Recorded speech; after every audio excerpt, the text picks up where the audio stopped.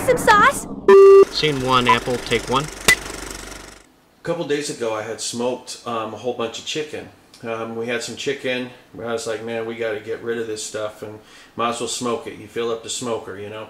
And we still have leftover chicken. Okay, so what am I supposed to do with this smoked chicken? Well, I'm going to be making some killer Chipotle chicken sandwiches. Okay, but first we're going to have to make some buns for it.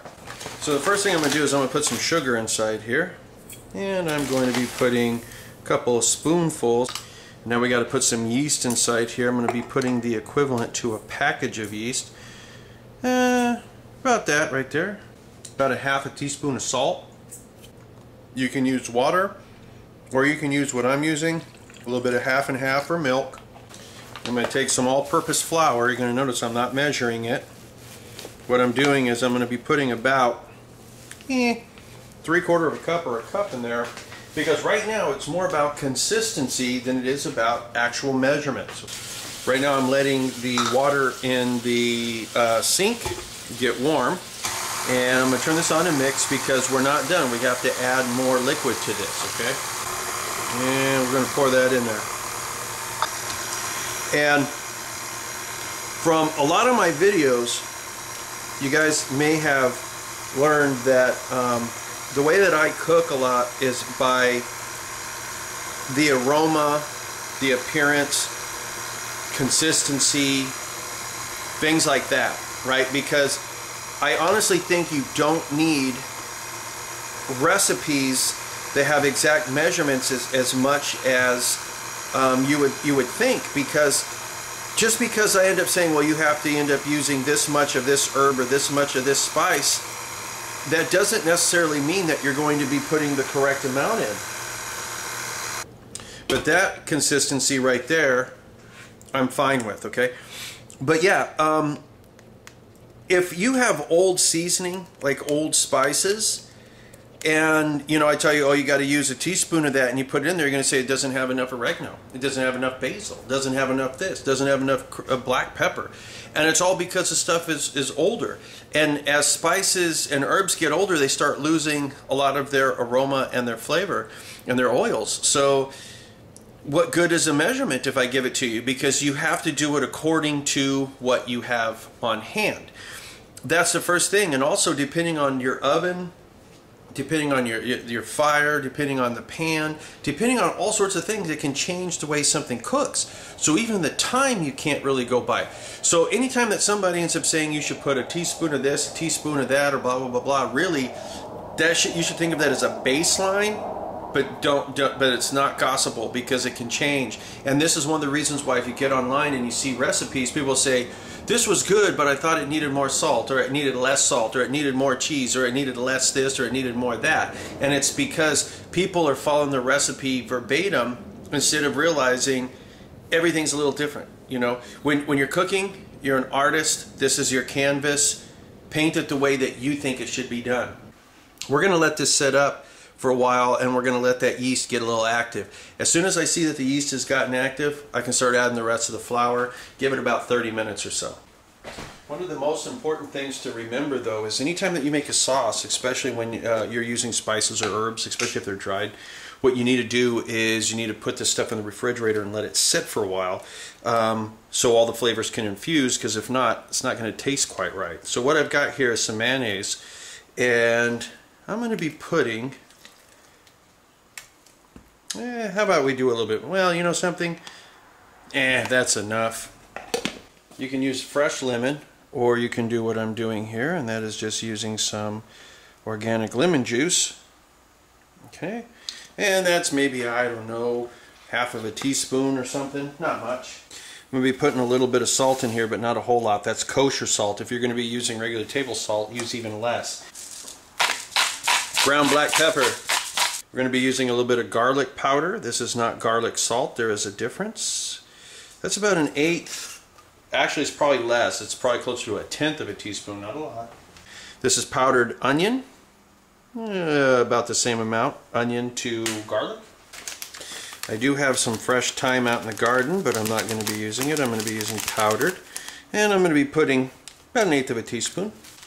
And you can get Chipotle chili powder real cheap on the end caps, at least here in California and also in Arizona, where they have a lot of the Mexican food stuff. You can get this like for $1, right? Real cheap. That's where I get a lot of my herbs and spices. Don't spend a lot, okay? And Chipotle is really just a smoked jalapeno, okay? But what we're going to do is we are going to, that is probably enough, okay? Now, let's say you don't have any Chipotle in your area. Get some smoked paprika and then just put a little cayenne inside there. Okay. Paprika. Paprika is just red bell pepper that's been dried up. And we're going to be using some ground cumin seed, or just cumin in and of itself. And same thing, maybe about 1/8 of a teaspoon. Okay, we don't need a whole hell of a lot of it. And depending on spicy level, you can always end up adding more spice. You can add cayenne or something to it. Another thing you can do instead of using lemon is use lime. Now that right there in and of itself is probably going to be just fine, but you need to let it sit. And I'm going to be adding just one more thing to it. This is apple cider vinegar. And I'm going to be adding about that much. A little bit more acidity. Okay, I had just tasted it. It's pretty good, but I want more heat. And so I'm going to be adding a little bit of heat right here. Now, what I'm using here is just a red Korean hot chili powder. Essentially a cayenne, right?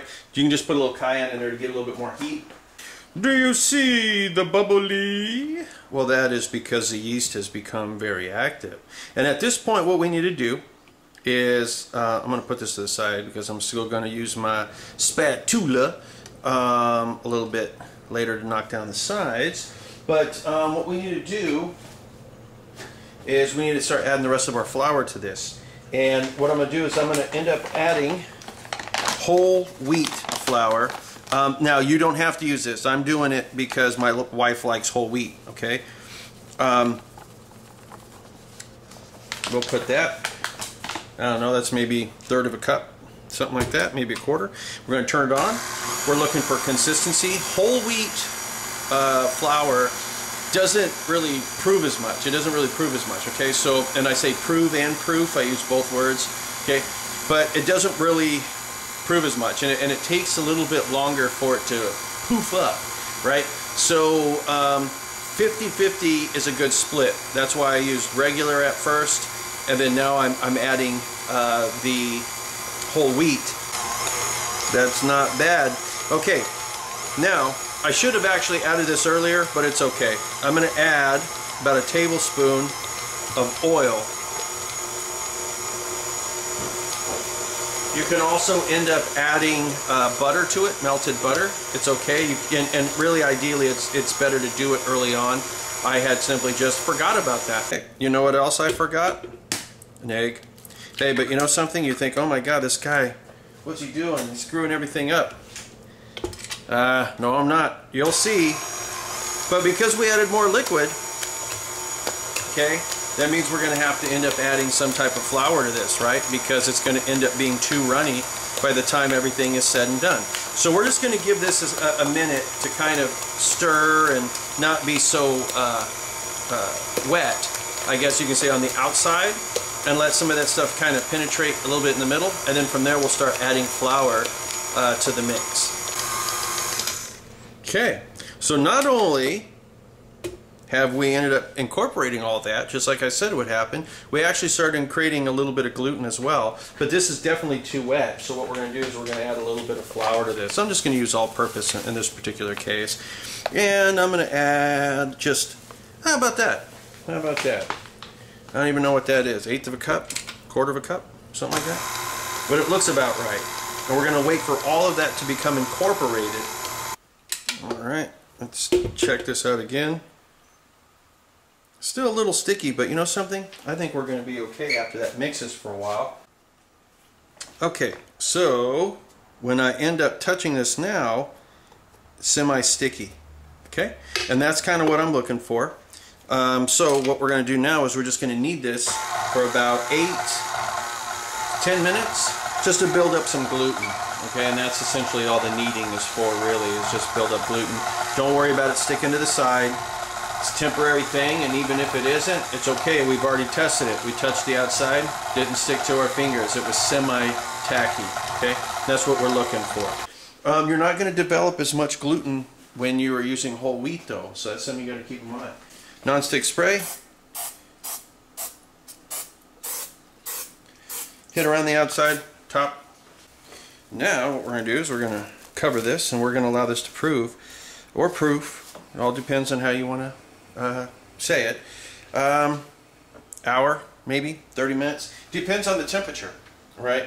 Depends on how old your yeast is. Depends on how much yeast you've used. It depends on the type of flour you're using, the temperature, all sorts of stuff. But essentially, we're just going to let it sit here until it about doubles in size. So it has been a little while, and the dough has, I'd say, 2.5 times doubled in size. By pulling this out of the bowl, it will shrink because you're essentially doing what's known as knocking it down, which is taking a lot of the gas out of this, okay? And now what we want to do is, I'm putting a little bit of flour on this so it doesn't stick, but we want to kind of roll this out. Okay. And what I'm doing here, by the way, this type of dough that I'm using, this is perfect for hamburger buns, for anything, okay? And we're just going to kind of cut around this a little bit, okay? And we're going to end up making a basically a round bun like that. Take it, turn it upside down, and then put it on the tray. All of these things right here we can use for something else. In fact, if we wanted to, we could put this in the refrigerator and use this for pizza dough tomorrow. But you know something? I think we're going to do that. So this portion of dough, all of this right here, is enough for a pizza. Okay, so let's take that, just like how I have here, where I just kept pulling it over on itself. Wrap this in cellophane. Double wrap it, because this is going to expand. It's going to want to tear the cellophane. Put it in the refrigerator. So I'm going to basically just kind of lightly cover these and allow them to prove again. Give it about 10 minutes. Okay, so you see how these guys proofed up a little bit more? Okay, we're going to go ahead and throw these inside the oven, 350 degrees. For how long? Well, you know. You'll look at them and you'll be able to tell. Alright? Okay, so these are out of the oven. And they've cooled a little bit. So I can come in here and cut this.